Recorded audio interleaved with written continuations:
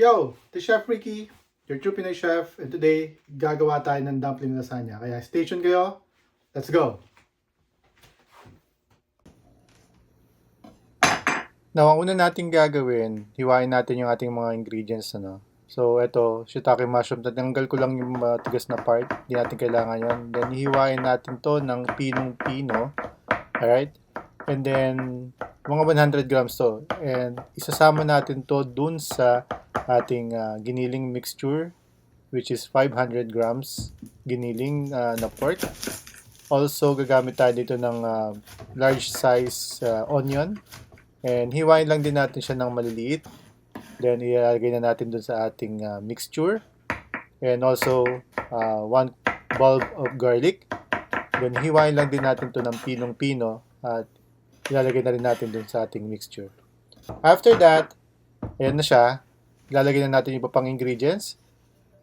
Gagamit din tayo dito ng 100 grams of green onion. Ayan. So, sasama lang natin siya dyan.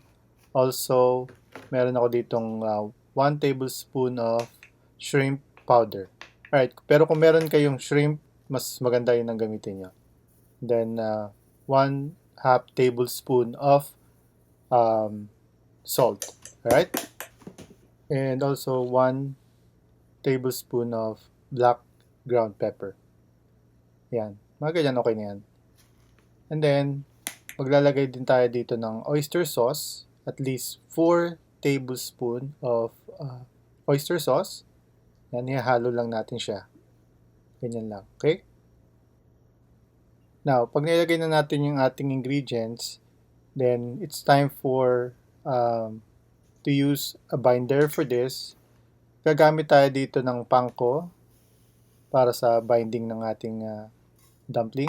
So, 1 cup lang yon. And also, gagamit din tayo ng egg. At least 2 eggs para medyo mag-bind yung ating gagawin dumpling. Alright? Now, tapos ito, hahaluin lang natin ito ng hahaluin hanggang sa mag-blend na sila together. Ayan. Makita nyo, haluin lang ng hahaluin yan hanggang yung lahat ng mixture nito is magsama-sama na siya at magmukha na siyang iisa na lang na mixture. Okay? So, ayan, halo-halo lang. Huwag nyung titigilan hanggat parang hiwa-hiwalay pa yung ating mga ingredients. No? Kailangan yan, bind na bind talaga siya. Ayan, parang ganyan. Okay? Alright, so ang next naman natin gagawin is ililayer na natin siya sa ating baking pan. So ito, gagamit ako dito ng lasagna baking pan. And ang una kong ilalagay dito sa ilalim is yung ating siomai wrapper or wonton wrapper. You can use wonton wrapper or siomai wrapper. Okay lang yan kahit ano. Yan. So ilalagay lang natin siya sa ilalim muna bago natin ilagay yung ating dumpling mixture. Now, nasa sa inyo kung gaano kakapal yung dumpling mixture na gagamitin nyo. No? Ako gumamit ako dito per layer ng 3 tablespoon of dumpling mixture. Yan, iyaano ko lang siya. No? Ipa-flat ko lang siya ng maayos dun sa ating baking pan. And 1 layer, and then maglalagay tayo ng another wonton wrapper. Yan. So, nasa inyo kung gaano kakapal yun.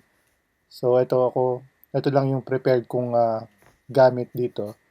So, siguro mga 3 layers ang gagawin natin dito. Makapal na yun, sobrang okay na yun. Masarap na yun sobra. Alright? So, ganyan lang. Layer lang natin siya ng maayos. Ipa-flat lang natin siya ng maayos. And then, keep on doing this until ma-reach yung top. And then, dun sa pinaka-top nito, medyo kakapalan natin ng konti yung ating wrapper, no? So, sa gitna nito, siguro 3 wrapper lang ilalagay natin. Pero on top, gagamit tayo dito at least 6 wrapper, right? Para mas ma-cover up siya ng todong-todo para pagka inano natin siya mamaya, i-steam natin siya mamaya, maganda yung magiging hulma niya or magiging maganda yung kakalabasan nito sa ating steamer. Right? So, ganyan lang ang gagawin natin dun sa ating final top ng ating dumpling wrapper. Ayan. I-layer lang natin siya ng maayos. Ayan, nakukuberan lahat ng ating meat or ng ating dumpling mixture. Okay? Then after that, okay na yan. Now, pakuluin muna yung ating steamer bago natin ilagay yung ating dumpling. Yan. And dalawa yung ginawa natin. So, yung ating steamer is double layer. So, yan. Pwede tayong maglagay or magluto ng dalawang dumpling lasagna. Okay? So, yan na yan. Hintayin lang natin siya maluto. Tapos, pwede na yan. Alright.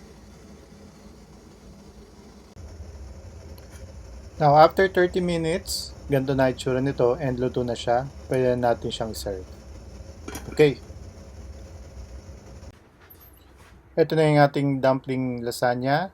Then, gagawa lang tayo dito ng toppings nito. So, meron tayo ditong chili garlic oil.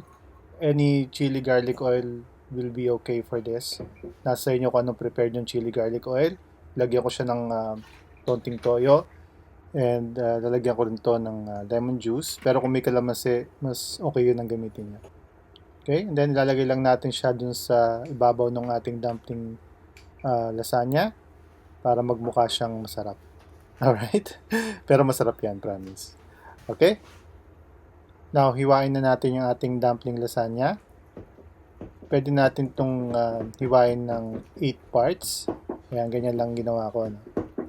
Ayan. And then, kuha lang tayo ng taste test. Siyempre, titikman natin, di ba? Okay, so pwede na yan. Yan. Isang ganyan, pwede na yan. Pang taste test lang naman. Okay? Tamo, no? Set na yung ating dumpling lasagna. Ready to serve na to. Okay? Let's go! Okay, so TK man time na, di ba? So tikman na natin itong ating nilutong dumpling lasagna. Alright? So, para maiba, di ba? Gawa tayong dumpling lasagna. So, tikman na natin siya. So, yan. Nag-set naman siya, no? Nakita niyo, no? Yan, set naman siya. Hop.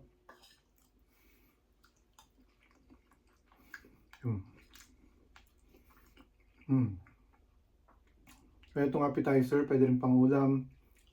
Kahit ano pwede. Pwede pang merienda lang. Pwede sama ng kanin. Mukhang masarap sa kanin to. Yun. Saka kung gusto niyo pandagdagan ng chili oil, bahala na kayo. Saka kung mas manghang gusto niyo, pwede rin. Ayan.